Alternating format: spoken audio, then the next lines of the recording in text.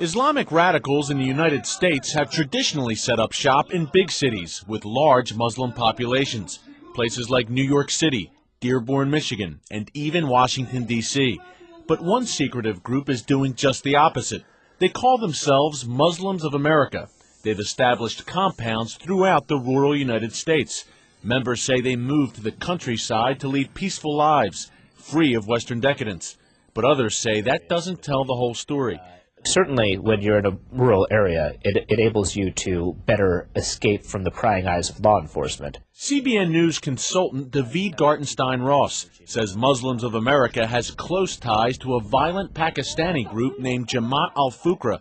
Both groups are led by the same extremist cleric, Sheikh Mubarak Jilani. Sheikh Jilani is an extremist figure, both known to be very much involved in the jihads against India, also very much known to be anti-Semitic. Jilani's images and messages are all over the Muslims of America website. He founded the group during a visit to Brooklyn in 1980. Shoe bomber Richard Reed and Beltway sniper John Allen Muhammad are said to have been among his followers. Jilani encouraged his U.S. pupils, mostly African Americans, to move to rural areas and establish Muslim communes.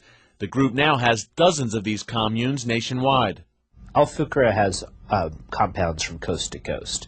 They have compounds in Virginia, 2 of them in New York State, in California, in Colorado, in Georgia. And what this indicates is that they're going to areas where land is plentiful, where you can get land for relatively cheap prices. CBN News visited the group's 45-acre site in Red House, Virginia, a town so small you can barely find it on a map. Red House, Virginia is as rural as it gets. There's no traffic lights, and the only signs of industry here are a pair of convenience stores. So when a street sign popped up named after a radical Pakistani sheikh, along with men and women dressed in traditional Islamic garb, locals took notice. About 100 people live in run-down trailers on the Red House compound. Members declined to speak to CBN News on camera. We're just trying to, well, what's this? Wait. It's okay. We tried to ask them about this sign in front of the compound. It's a symbol of the group's devotion to Sheikh Jilani. Jilani has been on U.S. intelligence agencies' radar for years. He's currently under investigation for possible ties to al-Qaeda. American journalist Daniel Pearl was on his way to interview Jilani in 2002 when he was murdered. The sheikh denies any involvement in Pearl's killing. CBN News spoke to a former member of Muslims of America who wishes to remain anonymous.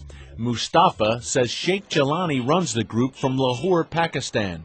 He's the leader of the group. He's a former member of the Pakistani military. His father was one of the founding fathers. He has great connections to the Pakistani intelligence, the ISI. Mustafa says Muslims of America serves as a cash cow for Jilani and Jamaat al-Fuqra. Each member is required to send 30% of their income to Jilani.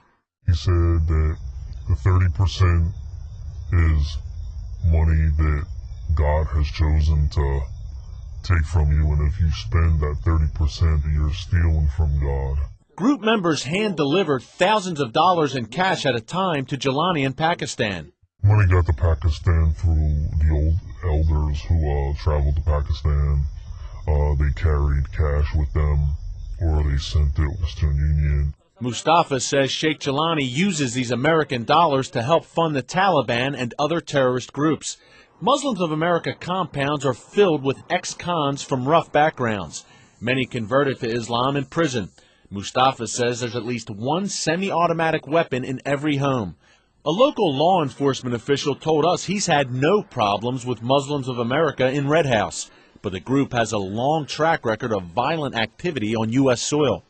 During the 80s and 90s, members firebombed Hindu and Hare Krishna temples and assassinated 2 rival Muslim leaders. Federal raids on the group's Colorado compound in the early 90s turned up bombs, automatic weapons, and plans for terrorist attacks. And at least 3 members have been arrested on weapons charges since 9/11. Mustafa says the group raises money through a variety of criminal activities. It's all illegal. If you're bootlegging videotapes, CDs, clothing. In March, federal investigators broke up a multi-state counterfeit goods ring. Local residents tell CBN News that some of those arrested lived at the Red House compound. It's all counterfeit movies, not sanctioned by Paramount or MGM or things like that. They're not legitimate. Law enforcement sources say they're keeping a close eye on Muslims of America compounds. One of the law enforcement officials that I spoke with was concerned that you could have a Waco-type situation. But this video on the group's website shows the former head of South Carolina's FBI branch speaking at a Muslims of America sponsored event in 2004. It's indeed my pleasure and an honor to be here today. As for Mustafa, he continues to fear for his safety, but he says he's speaking out because he considers Muslims of America a dangerous group. In Red House, Virginia, Eric Stakelbeck, CBN News.